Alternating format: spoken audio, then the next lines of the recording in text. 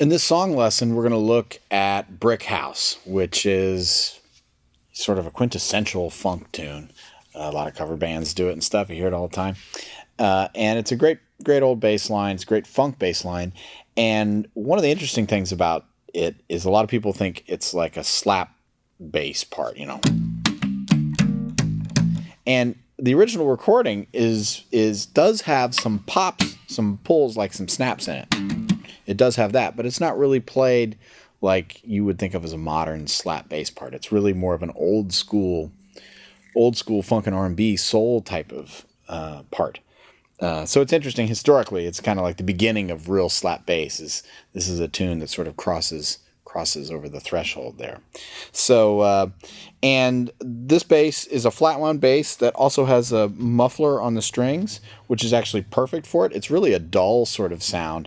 It's not a really bright poppy slap sound that you would normally think of. So there's one main riff that we all remember, and it basically goes like this.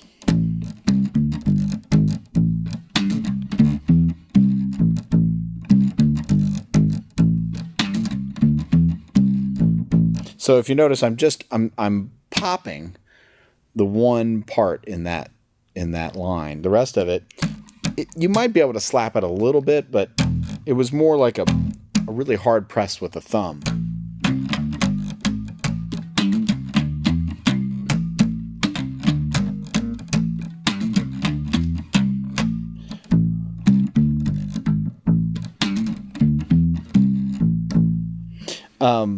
So let me break this down for you.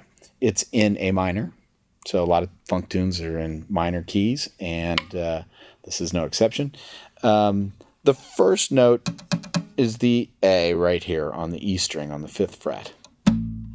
And then you play the C, 3rd fret on the A string, and the D is the 5th fret on the A string. So, and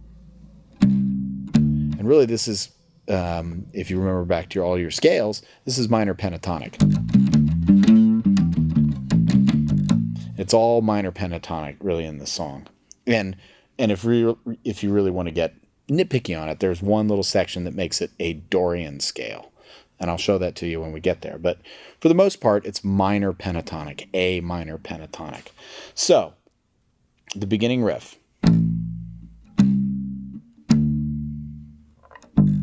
We go down to the G, and then it's a chromatic leading back up to the A. So there's that first riff. Has that sort of stuttery rhythm coming back into the A.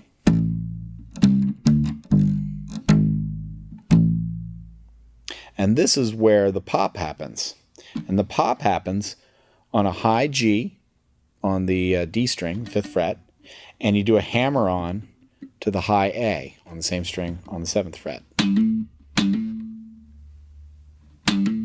Like that. So I'm popping the string, snapping it with my first finger, and then I'm hammering on to the high A. So,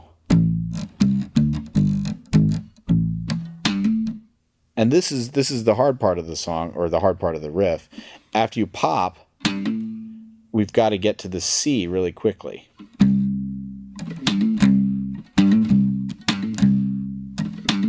And also switch from popping the string to coming back down and plucking the string with your forefinger like that.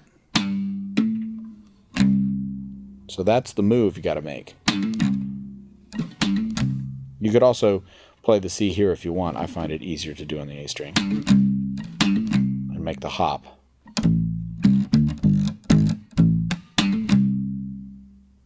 And then, so to continue on, we go from the C, D, and then E.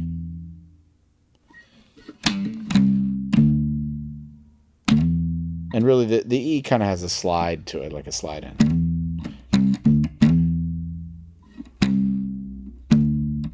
Plucking on the D, sliding into an E.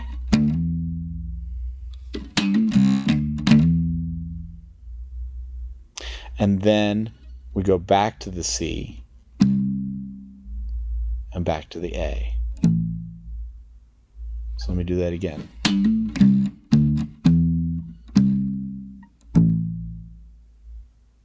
So let me put it all together again.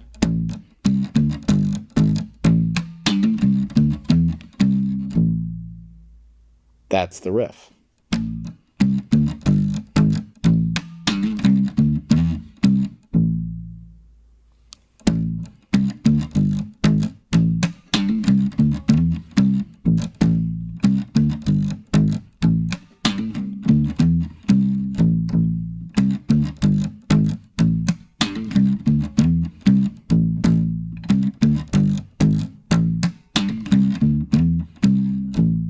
And if you notice, things are kind of dull and tubby and short with the padding on the string, and that really helps that sound. It's not a long sustained sound.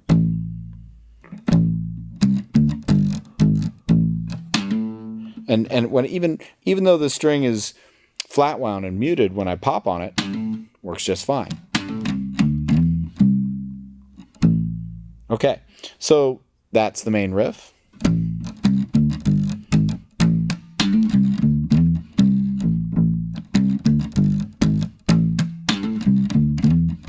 Now, you know, there are some variations in there and little riffs and stuff that he plays, especially in the intro. He does a little extra pop there.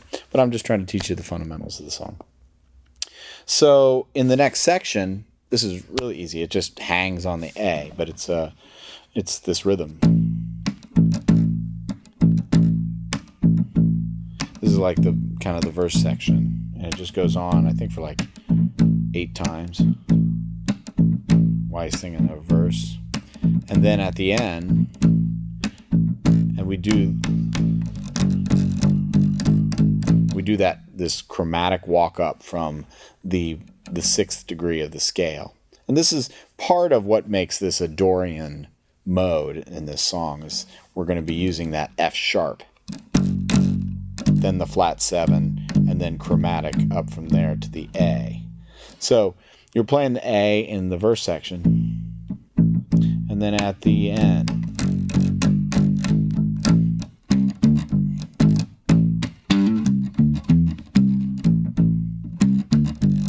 to get back into the main riff again.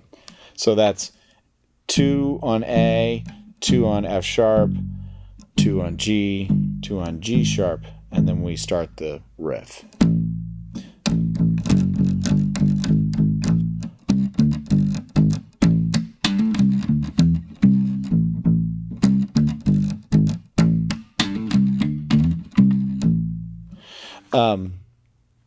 So those are the 2 main parts to the song. So now for the break it down now section. This is a little bit trickier because the bass plays along with some of the melodic stuff. So let me play it full tempo or full speed here so you can hear what it sounds like.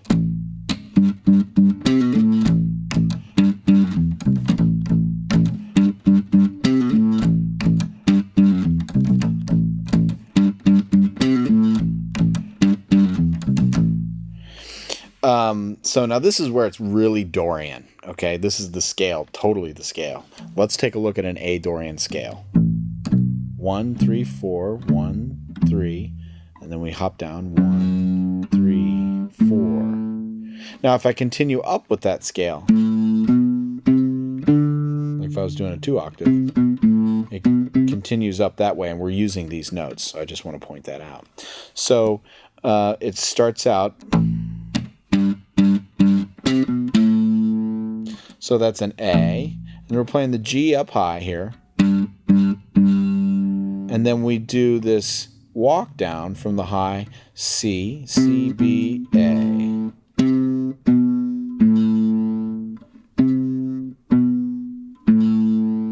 So, and I'm doing a pull off here. I'm pulling off to the B and then playing the A again.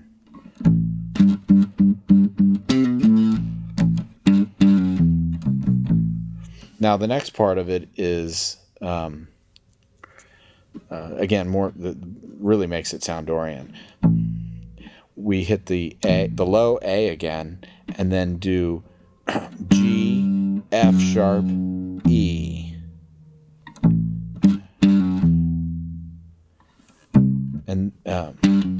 And then we do the C, B, A down here low. And I'm playing it, trying to keep my hand in position as much as I can.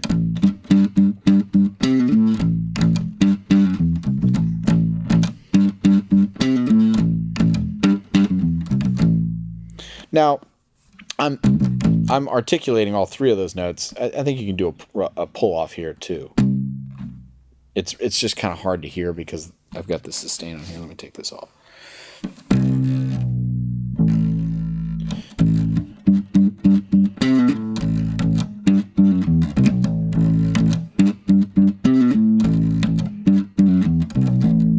It's like a pull off. It's a smooth sound on the record.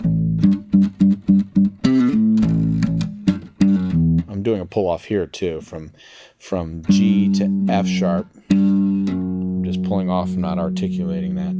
Then hitting the E here, and then going down to the C and pulling off all the way to the A.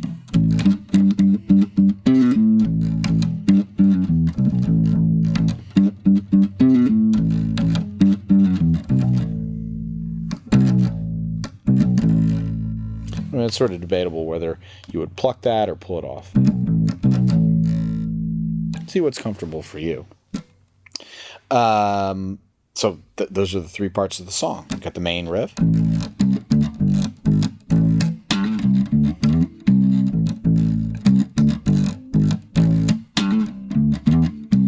And then we have the sort of simple part for the verse, which you play for a while, and then you do the walk-in.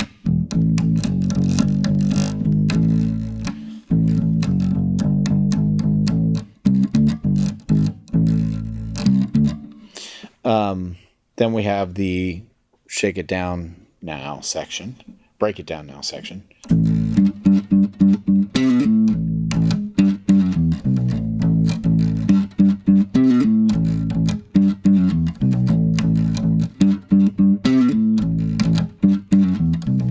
And that's really the toughest one to get, I think, because there's just a lot more motion there.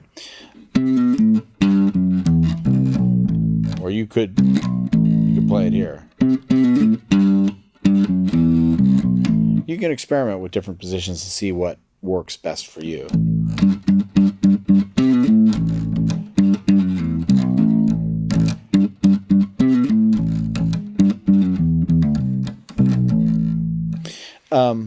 So, back to the main riff.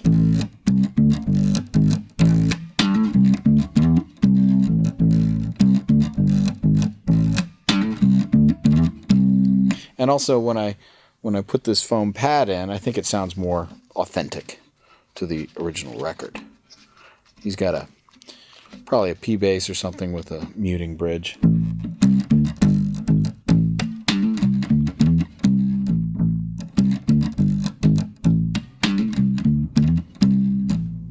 So there you go. That's Brick House, a classic funk tune, sort of the hybrid between finger playing and popping. Not really slapping so much. You might be able to play that first part kind of slapping. It just sort of depends. But, you know, when I hear the intro of that record, it really sounds like fingers to me.